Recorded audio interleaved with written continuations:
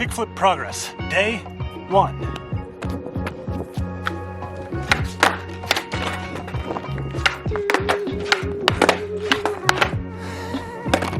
Not an overly terrible start, but as with anything new that you want to learn, patience and breaking it down into simpler, easier steps to understand is key. But I did say I wanted to do one within the week. Reach out to Lewis up beside, and he is a kickflip king, and he said it's just an ollie with a foot flick.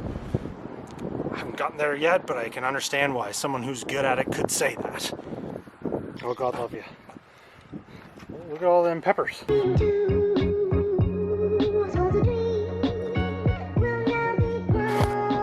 Okay, today's video is going to be entirely about my progression with GoPro cameras from start to yesterday. I very much understand that this is not going to be everyone's flavor, and I have zero problems with you skipping this one and waiting until tomorrow when we're doing a Tinker Tuesday update. Okay, now that they're gone, a quick rundown on how my GoPro progression happened. This, my friends, is a GoPro Hero 3. I actually only received this very recently. However, it does fit in the story really well because when I first started doing shop stop-ins, when this channel used to be called The Student Cyclist, I shot everything on a GoPro Hero 3, borrowed from my friend Graham. Certainly GoPros leave a little bit to be desired when you're shooting something, but for on the bike and action shots, there is no equivalent. Trust me, I tried. With this thing. I've never used it since. Maybe I'll give it another try.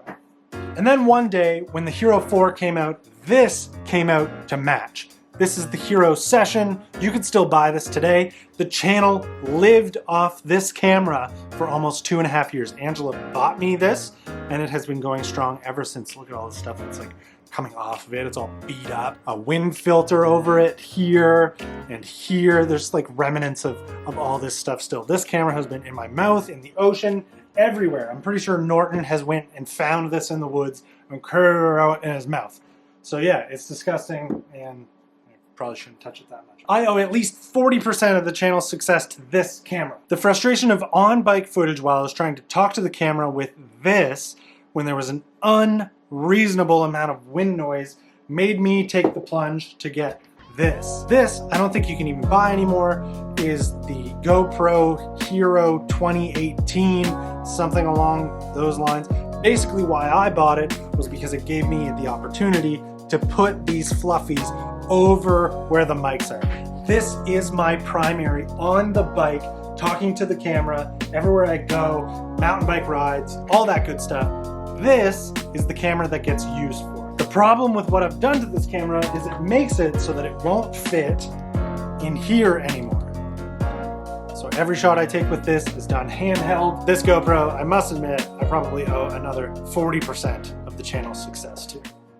Now, as a channel that does a little bit of mountain bike content, it makes sense that the next step was to do a gimbal, a wearable gimbal to put this GoPro on so that we get silky, smooth, perfect mountain bike trail riding footage.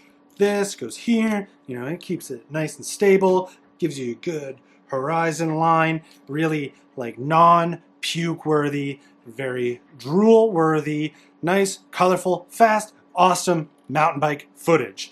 What I got was a piece of garbage that puked all over itself anytime you went over any sort of real bump, which basically led to completely unusable footage. As a matter of fact, this Fiutech wearable gimbal, I don't recommend. And then GoPro came out with what I expected to be the answer to all of my problems. When the Hero 7 Black came out with its hyper smooth technology, every video that I saw looked so good. So I bought one, thinking that all of my mountain bike GoPro chest mount woes were now behind me.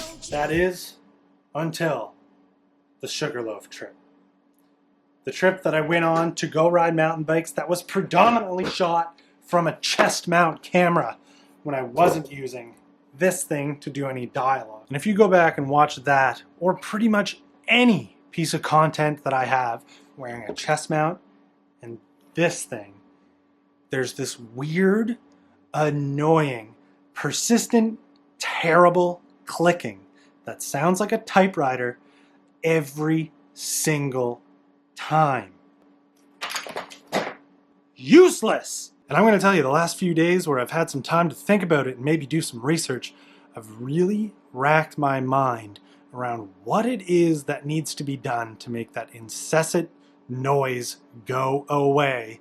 And it turns out these GoPro chesty mounts have a bit of an annoying design feature where there's plastic touching plastic at all times when you put them together. So no matter how tight you put it on, it's still going to result in that kind of noise. Ugh! So now I have to buy something else? I've already bought this. I've already bought this. I've already had this bought. I already bought this. I already have this. And I already have this. Why can't the company who makes this make these all work together? So I use this to fix the problem. If pieces of plastic are bouncing around together, isolate the plastic from each other. Success! And if you did catch yesterday's video about the Norco Monterey budget gravel bike build, I was wearing this chest mount with this camera, good audio, and somewhat clear vocals while I was riding. Yes! It just goes to show that persistence and patience is key. You need to keep trying things. You don't always just need to go out and buy something, and you need to accept what you already have. Perfection is the enemy of good enough, but it doesn't mean you shouldn't continue to strive for it. I guess that thought's part of kind of a larger idea. This is obviously a very low-level metaphor for that.